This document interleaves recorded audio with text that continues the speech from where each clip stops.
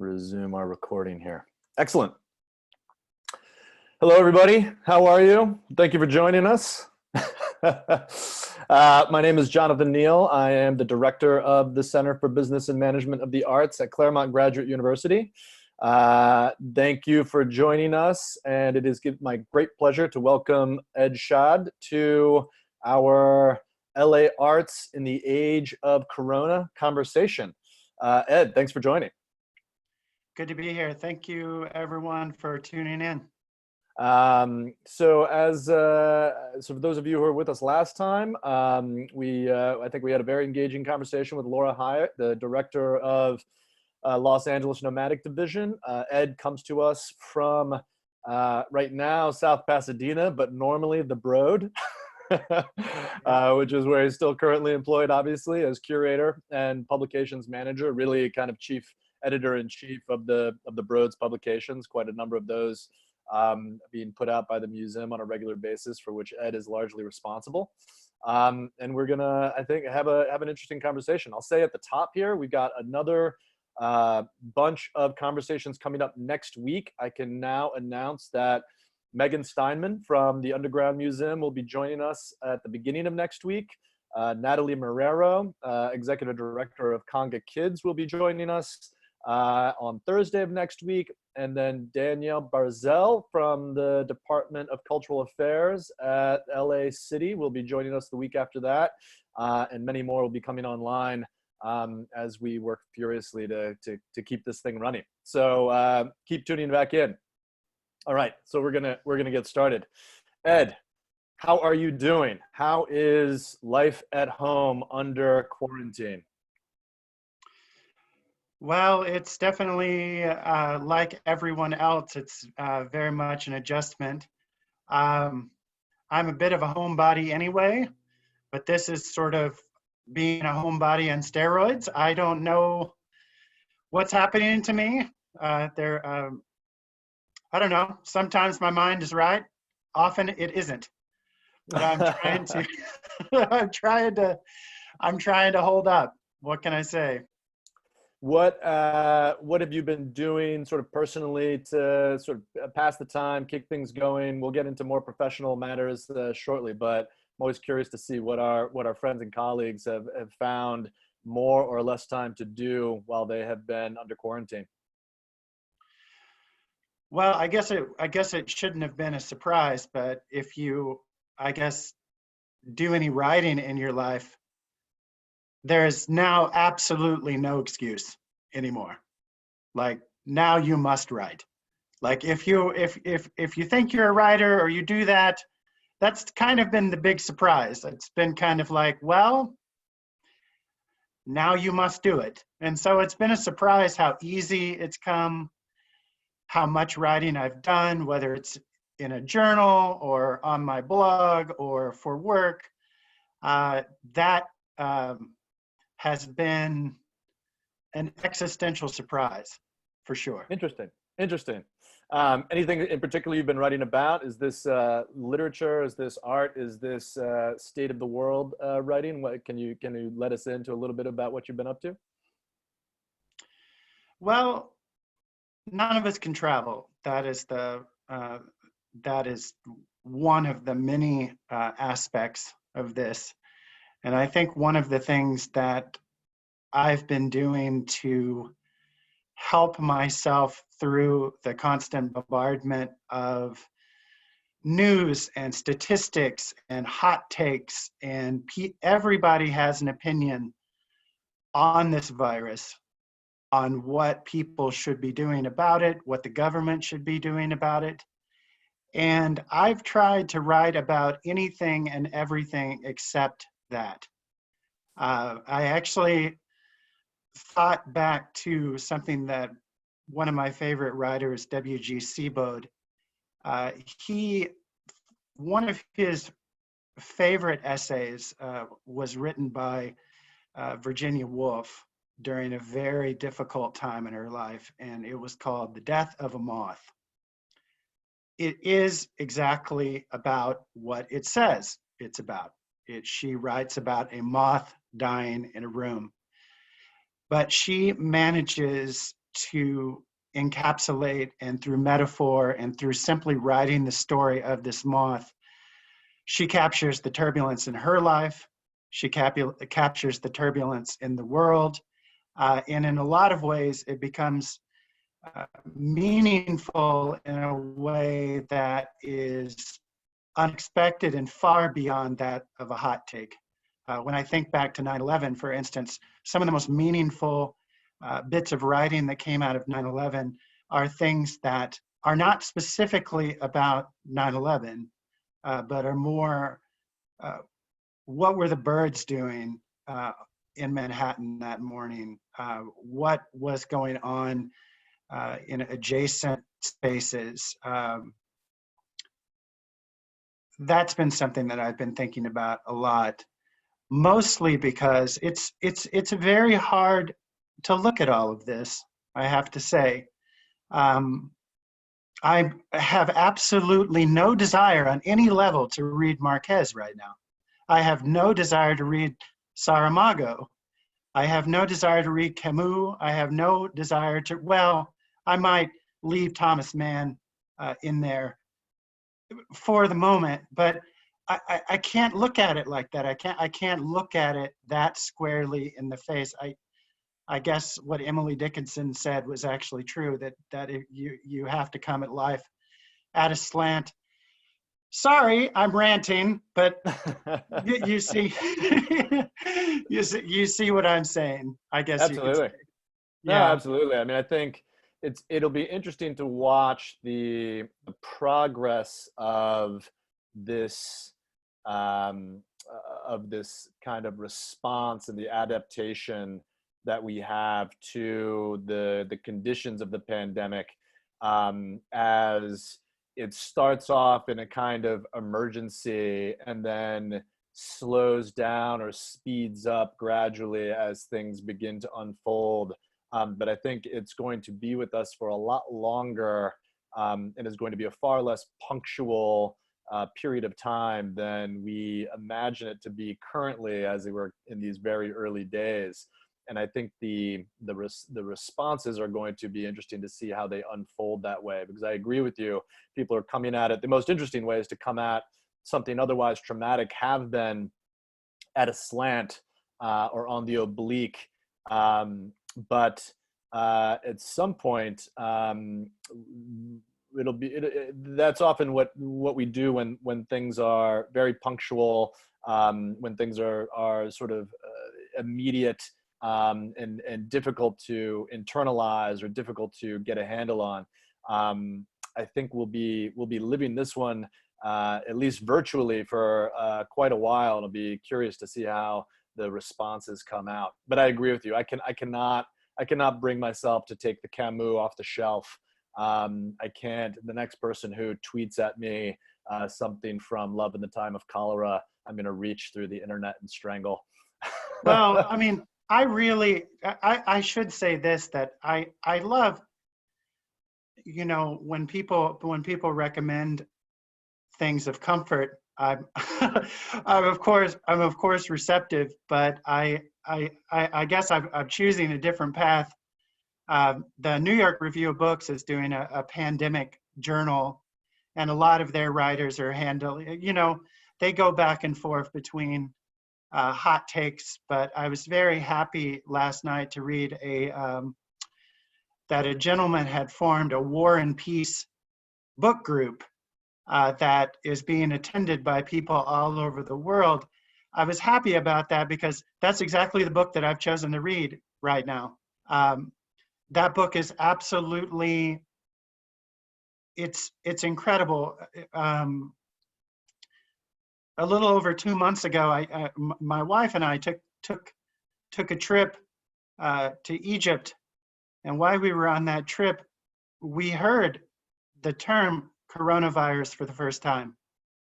We were on a boat on the Nile, and there was a discussion about the virus, and people we knew were also traveling, and they were being confined, whether it was in Wuhan or elsewhere. And War and Peace works in the exact same way. At the beginning of the book, there's just a rumor of Napoleon. What is Napoleon doing? Who is Napoleon? What is he thinking about? What is he up to? And he's begun this march in Europe, and everybody's responding to it in a different way. And for 500 pages, people are navigating it in whatever way that they can navigate it, as this rumor slowly becomes a filter of knowledge, and then a filter of knowledge becomes real knowledge, becomes battles. And then in the wake of the actual battles, I think of this right now, the poor people in Manhattan, in the wake of their battle, after that comes to a point, what do we do? How to respond? And it's that book is so comforting to read. Yeah, Anyway, we're off the topic. I don't think terribly. I think that maybe these kinds of recommendations are certainly useful. It reminds me that so much of what we think of as community and the kind of intentionality that we want to have is now being driven through digital media of one kind or another. But not too long ago, and still sort of burbling underneath the digital surface, are these communities of experience that are distributed and asynchronous with one another, that have to do with things like reading, right? We have to do with things like taking the time to immerse oneself in a kind of imagined world, imagined for you by an author or a writer or even a movie or something, and then having a conversation about it, and then coming together with someone else about it in order to talk about what the experience was. And this is, to bring it back more closely to your normal remit, that is in many ways what we hope people do when they go to see exhibitions, right? In many cases, what we hope people are doing when they go to see works of art. But my concern now is that that had been dissipating for quite a long time within the exhibition world, within the museum world, within the world of contemporary showmaking. And now that it's been forced upon us not to be able to engage in those experiences, there's a kind of lack of capacity to figure out how to have conversations around these things and how to create stories around them. Absolutely. It's a horrible irony, and I'm still trying to wrap my head around it. But when you think about exhibitions and you make exhibitions, the biggest question number one is, how do you get people to come? Question number two is, how do you get them to take what they've seen and bring it home into their lives, whether it's through a catalog, whether it's through content you've produced.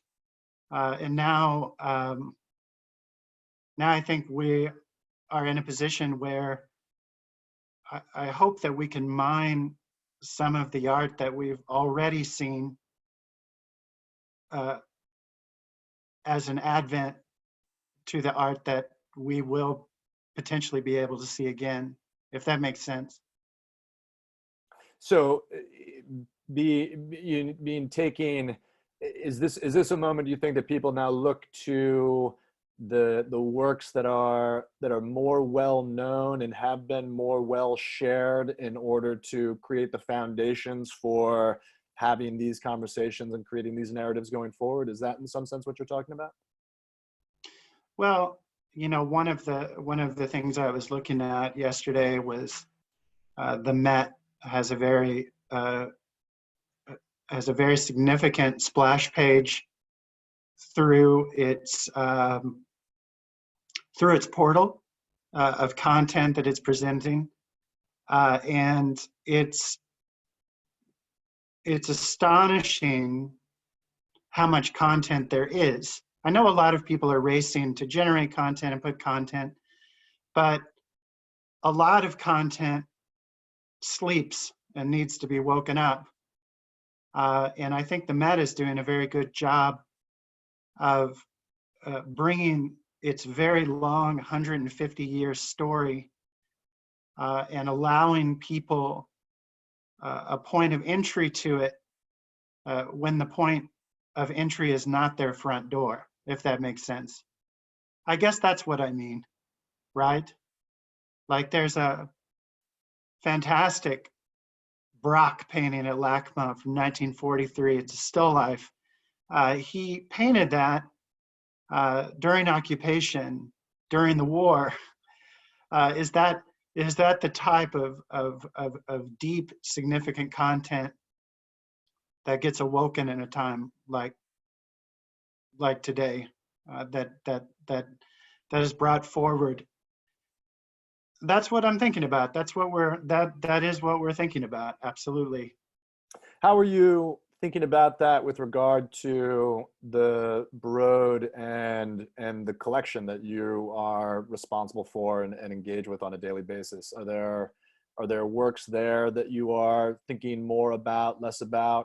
I know that you've had a sort of deep connection to a lot of the work that Jasper Johns has been making, and maybe there's some Anselm Kiefer or something else, but I'm sort of curious to hear from you what out of the museum's collections might occupy some of this same territory. Well, most of the things I would think about would probably be pretty weird. But one of the great series of works of art, I think, is Jasper Johns's Crosshatch series. And when I worked on that exhibition a few years ago, I have to admit that was a series that was very hard for me to enter. At first, it felt distant. It felt like an exercise in abstraction rather than something that I could apply to my life.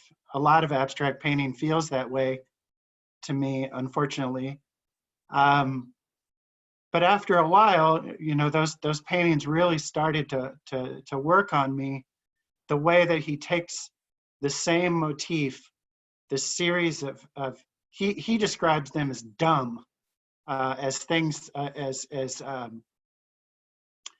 a pattern that doesn't think, a pattern that doesn't bring anything with it. There's no deeper content. It's simply a pattern. But to deploy that pattern over the course of years, decades, under various circumstances of mood, under various circumstances of events and circumstances,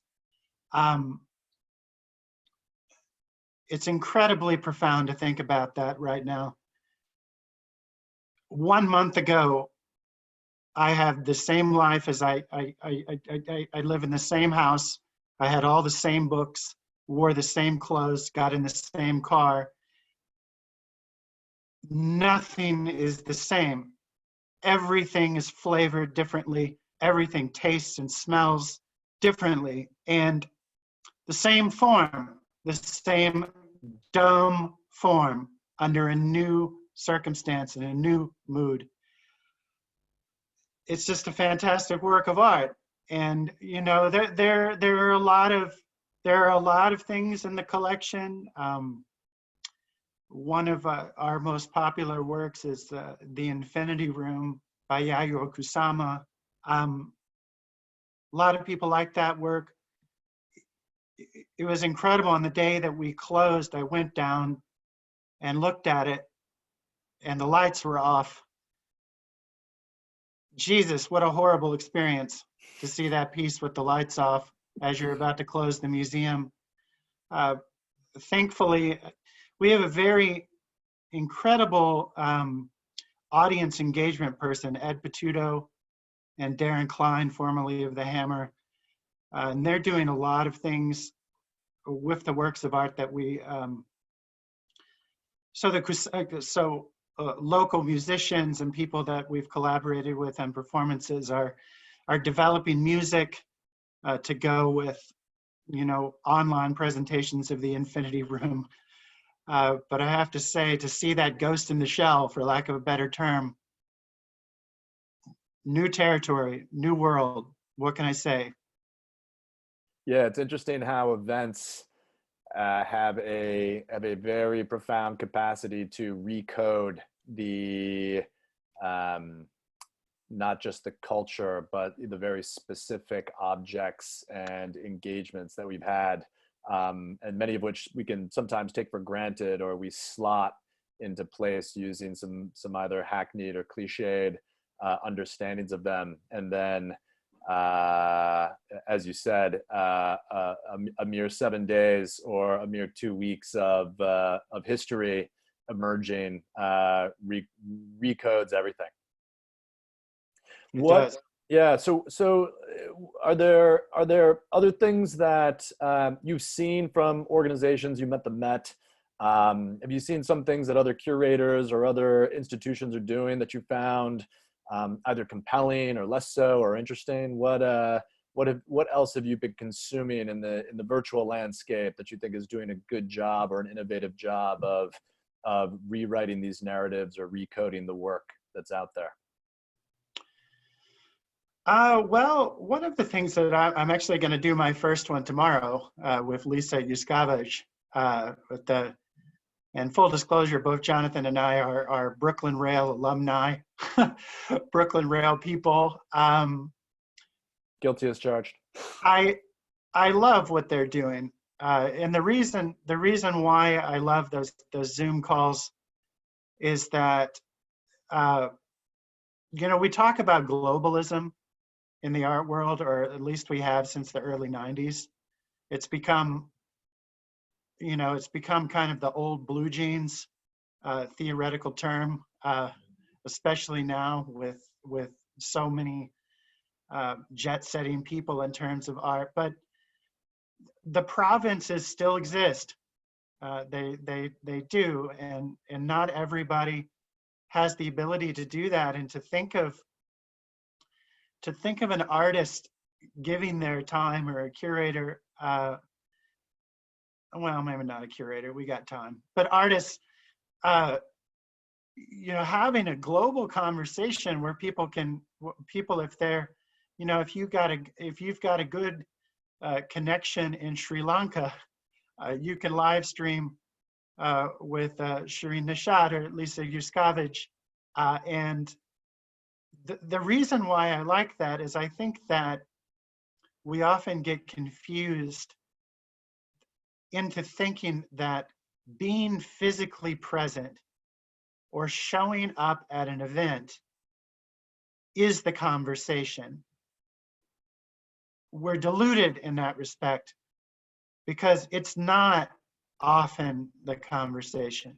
You can have the conversation sometimes under those often horrible conditions.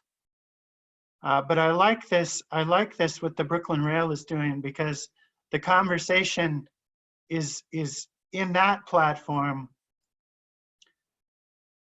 not predicated on your ability to fly to Miami. It's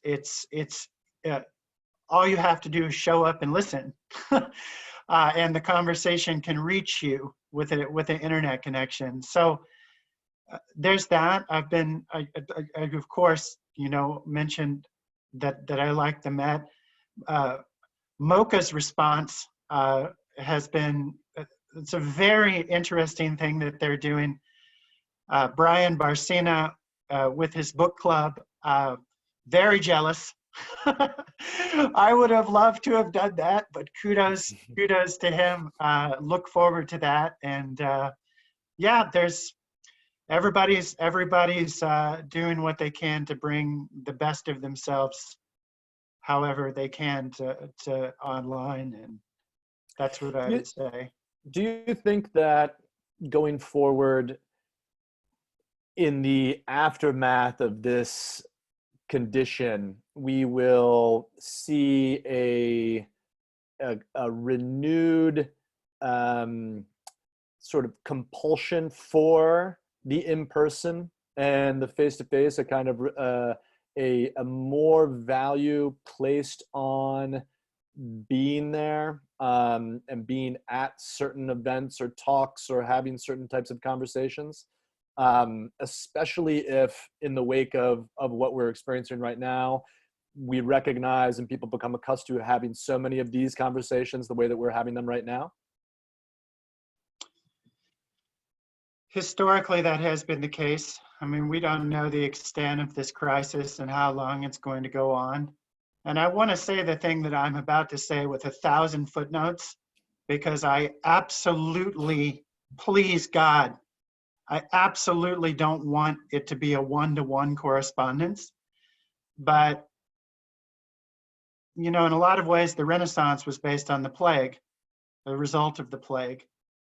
Who knows what will happen in the wake of this? I've actually been thinking there was I saw a painting many years ago in Venice by an anonymous painter that was hanging in the Museo Corriere.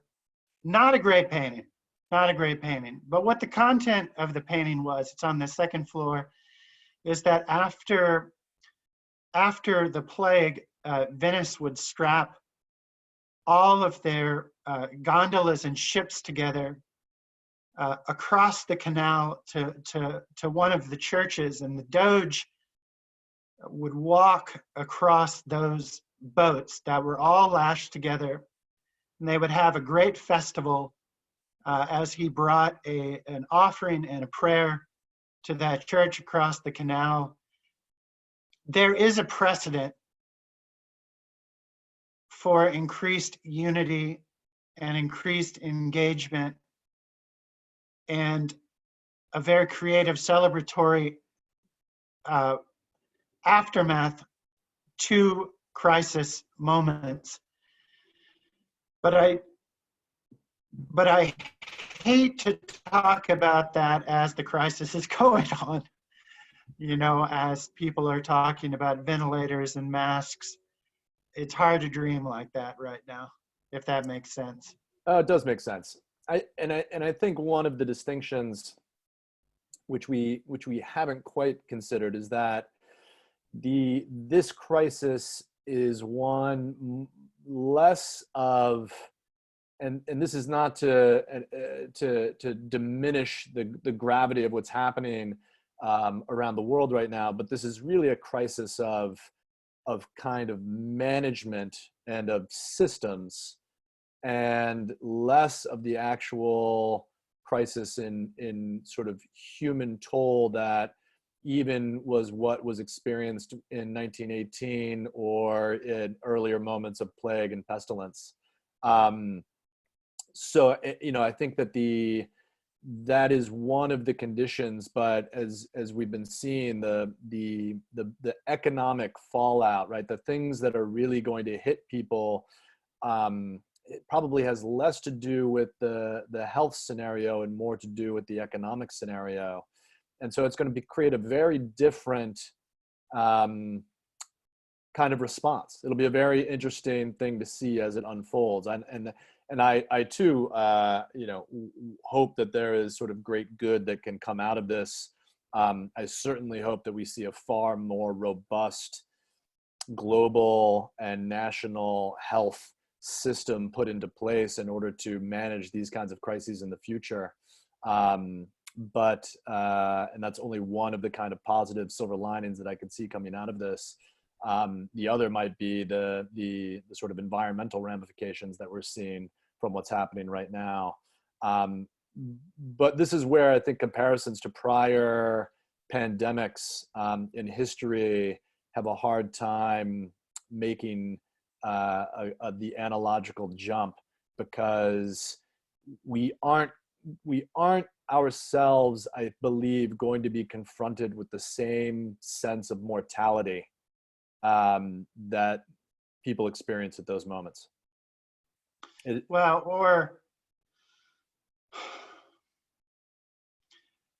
or the toll will be more of spirit than it will be of body. The loss of jobs, the crisis that so many are experiencing right now is not easily healed. And it's like I'm going through an interesting moment right now where you know, museums, there are so many aspects to museums there, and there's the administrative wing of an organization. The great conversation with Laura earlier this week. So along those lines, where you're responding to institutional, so many different things impacting from budgets to jobs to boards, all of those things that are on the forefront of the news. And then you have things in other departments that you have to get done. That there are projects that are you're just doing. Like for instance, I'm working on a book for our 5th anniversary and the 50th anniversary of the Broads collecting, and it almost seemed like a selfish question, but it was a question. I print the book in China with Prestel. You know, what is the fate of that project? And in that, and the answer in this particular case has been a good one. It seems that despite dissembling on various fronts inside of various mouthpieces of the United States, to put it as diplomatically as I can, about China. China is back online. I've been told that my book is not going to be delayed. Their factories are up and running. And that's encouraging in terms of the ability of a large society to handle a crisis like this. That said, that little bitty project, that blip on the international register, makes you think of so many curatorial projects and exhibitions whose schedules are all sliding at the same time. People that are worried about their grants, worried about their funding, watching 2, 3, 5, 10 years of research potentially fall into the sea because of cutbacks and what's happening. That's a day-to-day crisis. It's a day-to-day response, and it's impossible to know where that is going to land. At the Broad, we were about to open an exhibition. Our opening would have been April 1st, and it's been devastating to just open my Outlook calendar in the morning and see all of the scheduling of installing works of art, whether it was Ed Ruscha or Barbara Kruger, all of those install schedules being canceled and delayed. And we're really in this situation right now where we're trying to game out what is going to happen. 30-day closure, 60-day closure, 90-day closure, 120-day closure. How do you respond? What are the scenarios? What is the schedule going to look like? What are the shows going to look like? Can you have the show? All of these things. So while I'm not an administrator, it's so sobering to see the ripple. Yeah, it's an interesting demonstration about how the otherwise totally anodyne language of supply chains becomes very real in every industry and is applicable in even the sectors that seem so far removed from that kind of management discourse, right? That in fact, you realize when something like this happens, the museum has a supply chain, right? And all of those requirements of even kind of just-in-time production, right? Of all the things that you rely on, from the people who supply the materials to the labor, and particularly the labor that goes into mounting these shows. is so contingent upon long links in a fully functioning chain, which, and this is something that we talked about with Laura as well, in many cases runs very, very lean, right? I mean, we're talking about doing things on limited budgets without big cash flows, without big accounts to draw back on. And so as soon as one link goes down, everything kind of follows in its place, and it's troubling to see.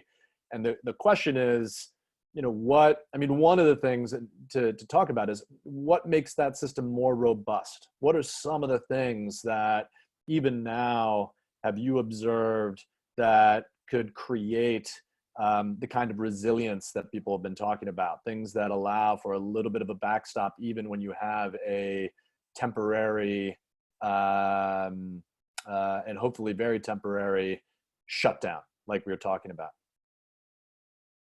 Well, the big question right now is how do the supply chains continue to move? And whether if we have a crisis like this in the future, whether we can make preparations to make that run in situations like this. Those are all questions. We've experienced various forms of crisis globally, and yet a lot of the pieces were not in place for this crisis. It's hard to believe what's happening. When I was younger, about 10 years ago, I used to do a lot of courier trips for exhibitions. The Broad loans a lot of artwork. So I would be on freighters and in follow cars and with security guards as, we brought our works all over the world. I did trips to Argentina and Luxembourg and Spain and London. And the amount of gatekeepers and the amount of fences and the amount of things that you're a part of to get a single painting from Los Angeles to Valencia, Spain, is from it's a Borges mind job to think about it. How global, how these chains move and how easily they can be disrupted. We were in London for the opening of Jasper Johns, and we had loaned some works of art to Mexico City. Our registrar was on the tarmac with the paintings when the earthquake hit.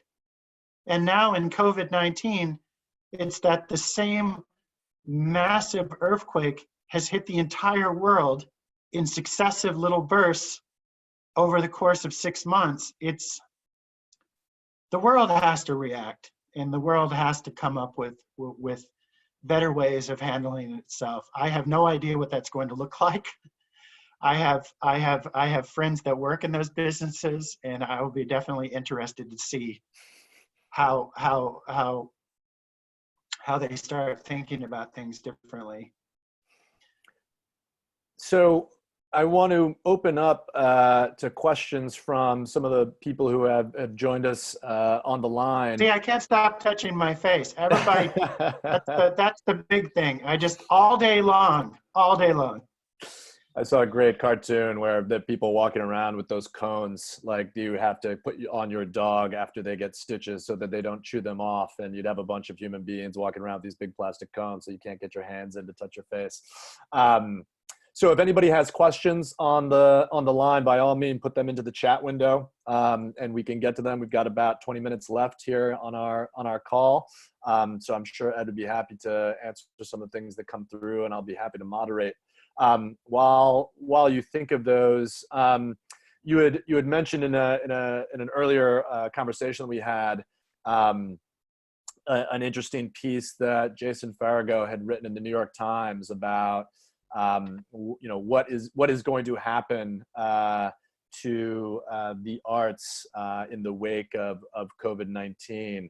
And a lot of that had to do with the transformation of particularly the contemporary art field from one that was defined by mobility and a kind of cosmopolitan internationalism to now one that has to stay at home, right? And that can't do this. And so we touched on this a little bit earlier, but I'm curious sort of what you think about both that piece and some of the examples that he brings up. I'll mention one in particular. At the very beginning, he mentions the Fischli and Weiss series of photographs that they took from airport terminals while for the last 20 years they have crisscrossed the globe to various different openings and exhibitions. I think there are other examples too. Martha Rossler, for one, was another artist who documented the increasingly mobile travel of the contemporary artist, or a specific kind of contemporary artist, I would say, it's particularly one that's in demand. And I'm sort of curious. There was a quote which I thought was both misleading and I also disliked, but perhaps was also very, very apt, where he says that for so many artists and critics and curators of my generation, and he's not that old, your career has to fit in a carry-on. So I'm sort of curious about, one, what you thought about Jason's ruminations on this condition, and two, what in particular you think of that kind of transformation of the cosmopolitan, or let's say for lack of a better and more cliched term, jet set idea of the international artist. Yeah, I mean, I thought it was a very provoking piece. I mean, the central quote of the article was, that the art world seems to assign relevance through motion, through the ability of being seen, have your artwork be on the edge of people's lips at all times, that you bring your work, show your work on the fly, make sure that you know people, all of those things.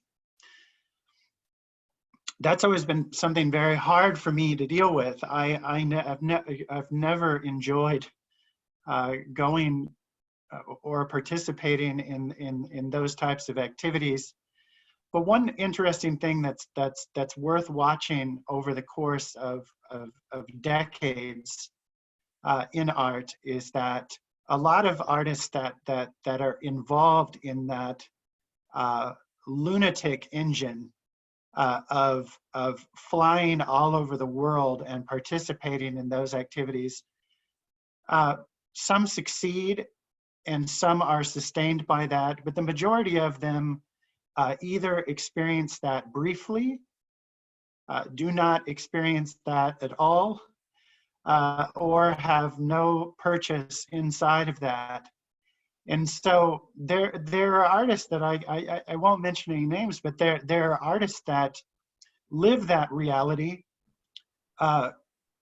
were accorded success by that reality, fell under those same terms, and now have come back again because the work is there, because they have a conversation within themselves that will always be more primary and more interesting and better than that conversation, because that conversation is I don't know what that is. I don't know. Every time I go to, it seems like, I don't know. I don't know if that answers the question, but that's what I would say. No, I think it answers it, certainly, at least in part. there was a I think in somewhat problematically the piece ended with a quote which I'll read again. But I'll read out loud for the first time here, that I found in some sense a little bit pat, but but it's open ended, and that's just where we are. The task of artists, this is the quote: "The task of artists in this new plague year will be to reestablish painting, photography, performance, and the rest as something that can still be charged with meaning and still have global impact, even when we're not in motion." Well, it's always had impact, whether there's motion or not. I mean, that's kind of how I took it too. the baby is not in the bathwater in that quote. Like seriously, like Giorgio Morandi is Giorgio Morandi. Full stop, forever. Like, it doesn't matter whether I fly and see his work or not. Like, the tree does make a sound when it falls in the woods. Like, no, I don't need to see it at Basel to know it's there. So right, I agreed with that. Anyway. Well, and I guess my particular critique also runs to the idea that the sort of very uncontroversial, if almost again cliched, idea that the task of artists is to establish any medium as having the capacity for meaning, is just in some sense at bottom what it means to try and put something into the world for others to engage with. And so in many ways, the quote in my mind is simply for artists to continue to do what they are doing regardless of the current circumstances.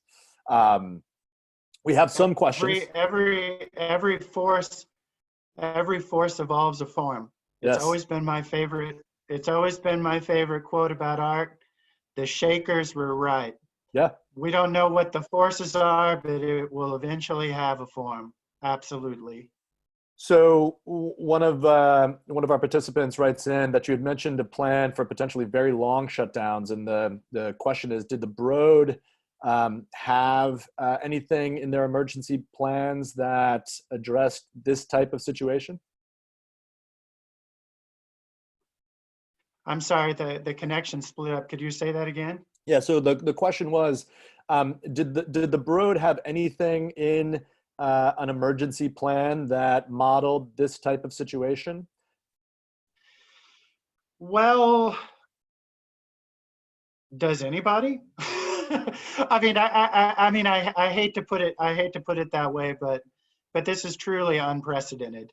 Yeah. I mean, is there ever a scenario, outside of what insurance would surely call an act of God, to think about the entirety of your institution? I know for a fact that we had elaborate, very sophisticated plans to responding to everything from earthquakes to power outages to fire. I'm not sure if a pandemic, that would be a question for our director of security, but anyway, yeah, it was hard to plan for this. Yeah, I mean, I can also speak about this from the standpoint of educational institutions, not just our university, but a number of other universities.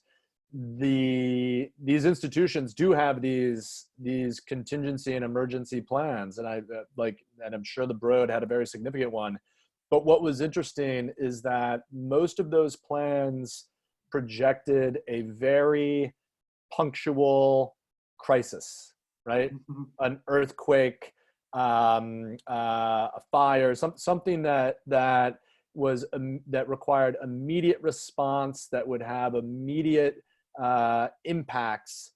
And this one has been so slow rolling that it has really changed. It demonstrated that much of what's in those plans needed to be put into place, but there was always this question about, well, then what but what pieces of it, and how do you now parse those emergency plans and put one portion of it into place and leave another portion off? Even just speaking from the standpoint of the research university, you know, there's a question for a long time about, do we shut down the research mission? And how does that happen? In the event of an earthquake, of course those things have to happen, and you're worried about keeping the lights on and sustaining experiments that have been going on for 6 or 7 months and those types of things. But this is a very different situation. And so there's a whole different set of questions that had to be answered. One of the other questions that just came out was about attendance. The Broad, famous for its long lines. What would be a new measure of success for the museum if there were a moment where exhibitions were not able to be attended by people?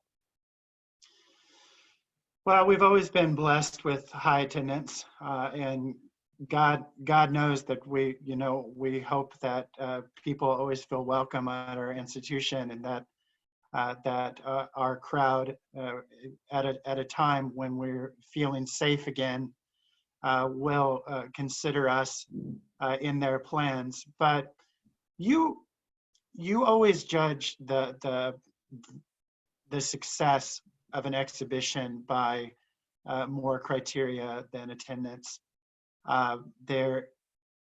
For instance, the special exhibitions that we've had at the Broad have varied in attendance, but at the same time they've diverged in amount of press they've generated, the amount of interest inside of communities.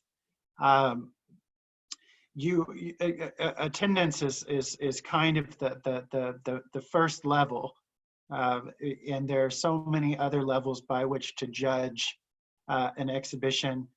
Some exhibitions, for instance, that have been historically influential were very sparsely attended. I mean, how many people actually saw the exhibition in the gallery called The Pictures Generation? Yet it's hard to find a catalog on contemporary photography that doesn't have that term in its index. There are so many different ways of thinking about the influence and the impact of an exhibition. I think from right out of the gate, if you do the work, if you produce a scholarly catalog, if you present a beautiful show that has something to say inside of the global community, you've done your work, and you hope that people come. But it's important to do the work first and hope for the best in terms of press and in terms of attendance. But of course, welcome back. Welcome back. What do you? Another question come in that I think is interesting. What do you think about the future of kind of immersive exhibitions, live performances, installations that require, or in some sense predicated upon, the presence of the audience? How do you think those are transformed going forward by our present condition? Well, I can only speak personally, and it's probably greatly divergent person to person. I've heard some people think that there's going to be a voracious appetite once we are able to count ourselves safe, whether that's a result of controlling the virus, a vaccine for the virus taking its course, we develop immunity to it. A lot of people think that it's going to increase the desire for events and performances. However, that said, it's difficult to know, especially since this seems to be a very gradual thing. If this goes on a long time, psychologically, that's going to be very interesting. I know I know for a fact that every time there's a crisis in a large crowd, I think about it.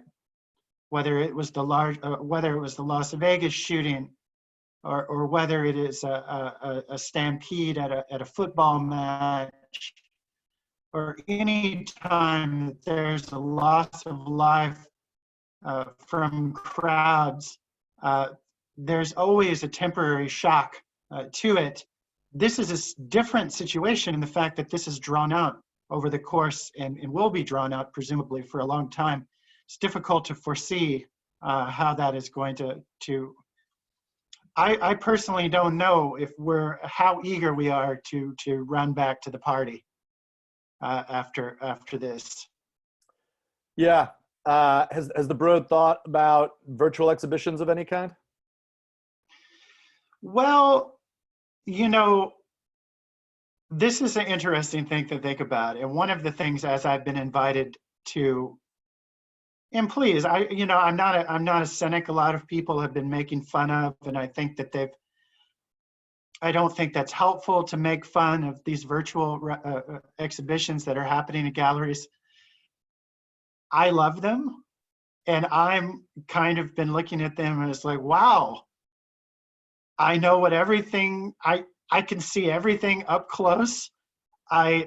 This is pretty great. And so it's kind of interesting because there is always a tension.